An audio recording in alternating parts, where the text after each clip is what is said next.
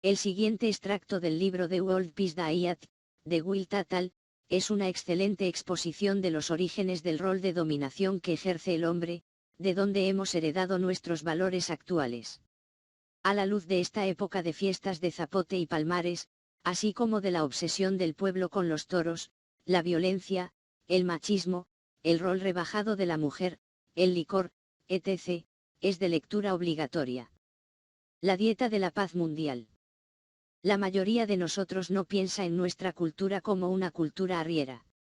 Si miramos a nuestro alrededor, vemos más que todo carros, caminos, suburbios, ciudades, y fábricas, y mientras que hay enormes predios cultivados de granos, y ganado pastando en el campo, no nos damos cuenta que casi todo el grano se cultiva como alimento para animales de producción, y que la cantidad casi imposible de millones de aves, mamíferos, y peces que consumimos están confinados fuera de nuestra vista en enormes campos de concentración llamados crianza intensiva. Aunque no es tan obvio para nosotros hoy en día como lo fue para nuestros antepasados hace unos miles de años, nuestra cultura es, como lo fue la de ellos, esencialmente una cultura arriera, organizada alrededor de poseer y cosificar animales, y comerlos. Fue hace aproximadamente 10.000 años que las tribus nómadas en los territorios kurdos de las montañas de Irak empezaron a domesticar ovejas e iniciaron una revolución con enormes consecuencias. 1.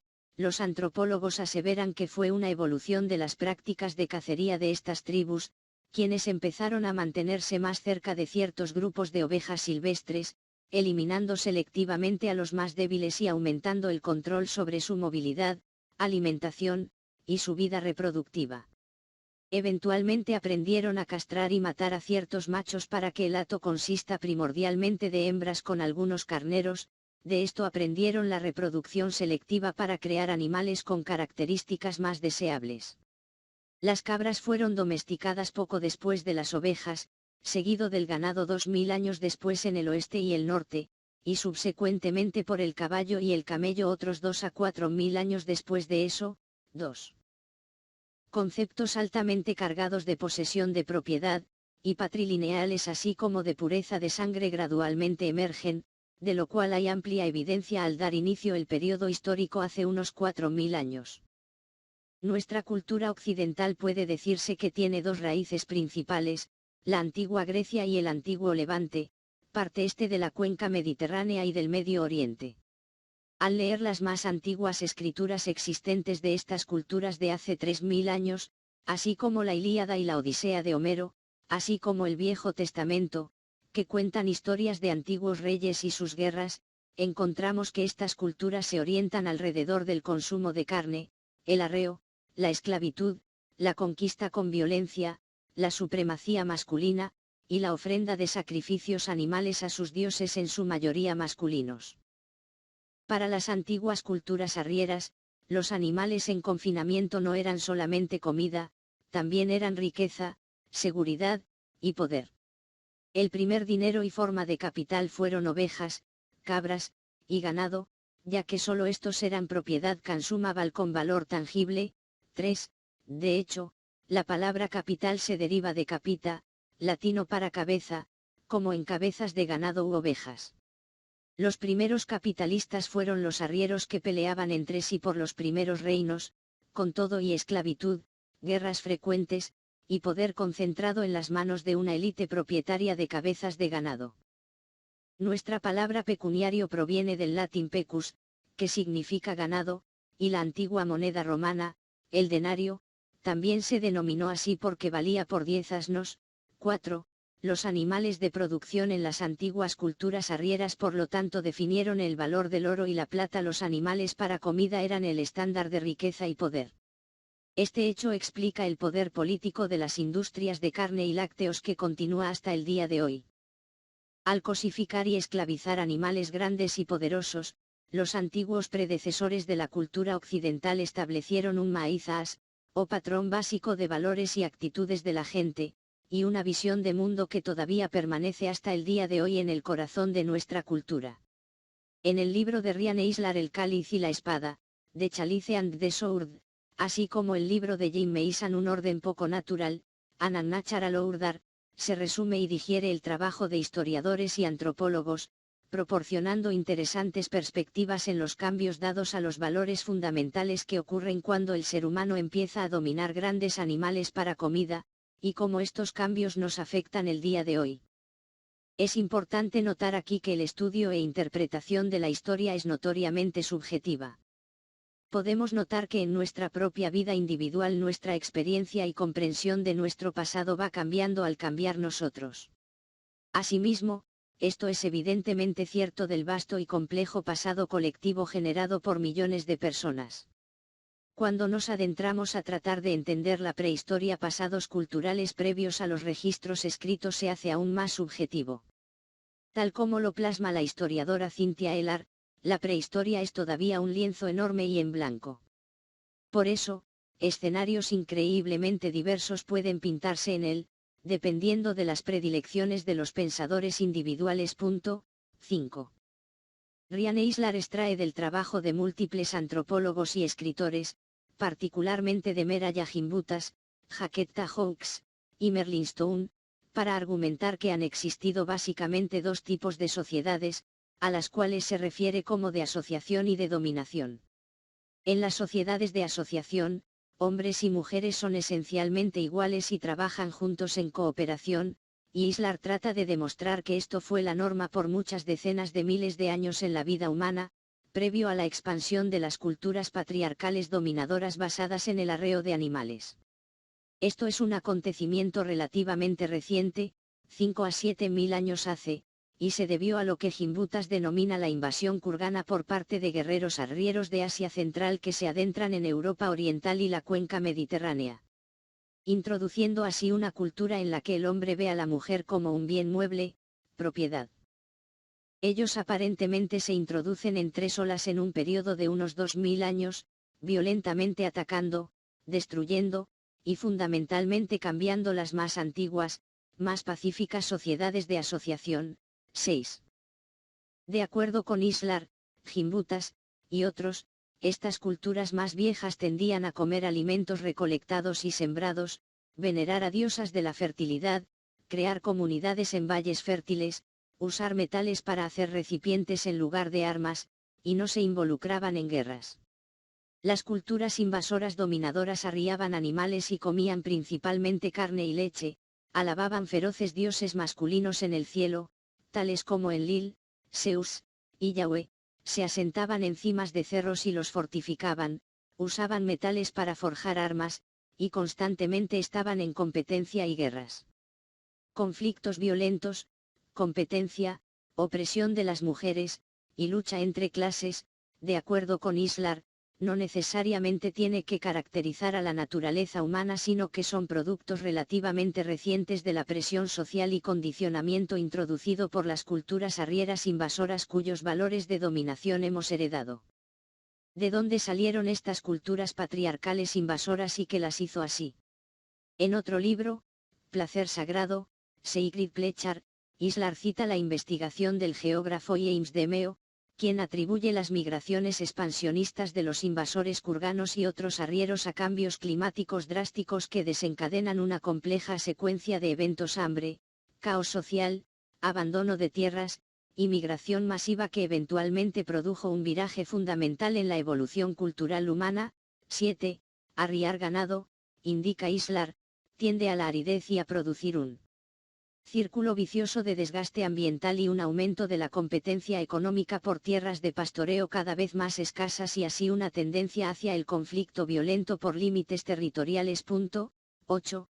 Agrega que la práctica del arreo de animales produce un endurecimiento psicológico característico de culturas dominadoras.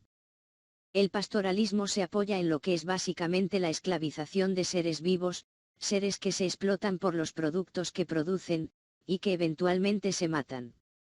Esto también ayuda a explicar el endurecimiento psicológico, supresión de las emociones débiles, que Demeo cree caracterizaba los orígenes de las sociedades patriarcales o dominadoras. Por otra parte, una vez que uno se habitúa a vivir de animales esclavizados, por su carne, queso, leche, pieles, y demás, como prácticamente la fuente principal para la supervivencia, uno puede más fácilmente habituarse a ver la esclavización de seres humanos como aceptable. 9. Ya sea que en efecto hubiese culturas anteriores que eran más pacíficas, orientadas hacia la asociación, e igualitarias, como Islar y otros tantos sostienen, o si el conflicto violento, machos, y la competencia han dominado siempre las estructuras socioeconómicas culturales humanas es todavía un tema acaloradamente debatido entre los académicos. Lo que es innegable, sin embargo, es el efecto en la conciencia humana de la cosificación y esclavización de animales de gran tamaño para alimento. Jim Mason lleva más allá el trabajo de Islar en este respecto, y desarrolla conexiones más históricas y psicológicas entre la dominación de animales y la dominación de otras personas. Él indica que la revolución agrícola introdujo cambios profundos en las antiguas culturas recolectoras, transformando su relación con la naturaleza de una de inmersión a una de separación e intento de dominarla. A partir de esta separación, dos tipos de agricultura emergen: plantas y animales, y la distinción entre ellas es significativa. Cultivar plantas y trabajo en el huerto es una faena más femenina, las plantas se cuidan y nutren, al trabajar en armonía con los ciclos de la naturaleza, somos parte de ese proceso que acentúa y amplifica la vida. Es una tarea que reafirma la vida y nos hace más humildes, que sustenta nuestro lugar en la red de la vida.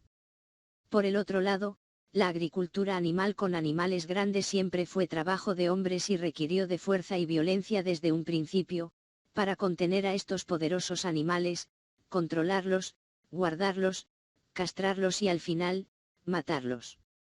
Mason asimismo enfatiza la importante influencia que los animales parecen tener en el desarrollo psicológico y en la salud, así como en las características psicológicas violentas al observar culturas alrededor del mundo que arrean animales grandes.